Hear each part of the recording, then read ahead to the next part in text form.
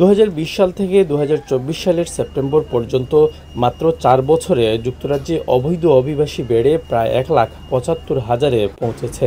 আর একে উদ্বেগজনক মনে করেই অবৈধ অভিবাসন নিয়ন্ত্রণে এবার কর্মক্ষেত্রে বাধ্যতামূলক ডিজিটাল পরিচয়পত্র চালুর পরিকল্পনা করেছে ক্ষমতাসীন লেবার সরকার। স্টারমার প্রশাসনের তথ্য অনুযায়ী নাগরিক ও বাসিন্দাদের ডিজিটাল আইডি মোবাইল ফোনে সংরক্ষিত থাকবে। এতে নাম, জন্ম তারিখ, ছবি, জাতীয়তা ও আবাসিক তথ্য অন্তর্ভুক্ত থাকবে। তবে এটি বহন বা দেখানোর কোনো বাধ্যবাধকতা থাকবে না। কেবল কর্মক্ষেত্রে এটি বাধ্যতামূলক হবে। ব্রিটেন সরকারের দাবি, এতে করে অবৈধ অভিবাসীদের সংখ্যা কমবে। যদিও অভিবাসন বিশেষজ্ঞরা বলছেন উল্টো কথা।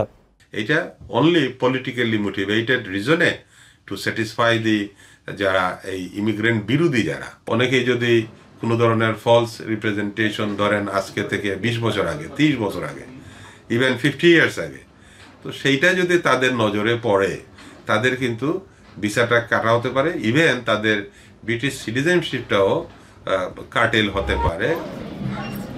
জাতীয় আইডি কার্ডের বিরোধিতা যুক্তরাজ্যের নাগরিকদের দীর্ঘদিনের ঐতিহ্য। দ্বিতীয় বিশ্বযুদ্ধের পর দেশটিতে আইডি কার্ড বাতিল করা হয়েছিল। প্রায় 24 বছর আগে সাবেক প্রধানমন্ত্রী টনি ব্লেয়ারও বায়োমেট্রিক পরিচয়পত্র চালু করতে চেয়েছিলেন। তবে তীব্র বিরোধিতার মুখে তা বাস্তবায়ন হয়নি। সাম্প্রতিক জনমত জরিপে যুক্তরাজ্যের একটি বড় অংশ এ পরিকল্পনার পক্ষে সমর্থন জানিয়েছে। বিপরীতে প্রায় 5,75,000 মানুষ একটি অনলাইন পিটিশনে ডিজিটাল আইডির বিপক্ষে স্বাক্ষর করেছেন। এই যে ইলিগাল ঠেকানোর জন্য ডিজিটাল আইডি ইন্ট্রোডিউস করা, এটা ঠিক হবে না বলে আমি মনে করি। এখনো ব্রিটেন সে সময় আসেনি। এটা সাধারণ মানুষের ভোগান্তি বাড়বে, মানুষ কষ্ট করবে, মানুষ হয়রানি হবে। পুলিশ, ল্যান্ডলর্ড থেকে শুরু করে সব জায়গায় এটাতে তারা প্রবলেম ফেস করবে। সুতরাং আমি মনে করি যে এই আইডি কার্ড কম্পালসারি না হয় বেটার। এ পরিকল্পনা বাস্তবায়ন হলে নাগরিকদের ব্যক্তিগত গোপনীয়তা হুমকির মুখে পড়তে পারে বলে আশঙ্কা করছেন সংশ্লিষ্টরা। এটা তো আমরা প্রাইভেসি লাগে খুব বড় অসুবিধা।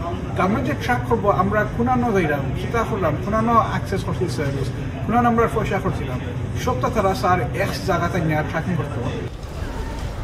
যুক্তরাজ্যের প্রধানমন্ত্রী কিয়ার স্টারমার জানান, 2029 সালের মধ্যে এই ব্যবস্থা চালু করা হবে। উদ্দেশ্য ইংলিশ চ্যানেল হয়ে অবৈধ অভিবাসীদের প্রবেশ ঠেকানো।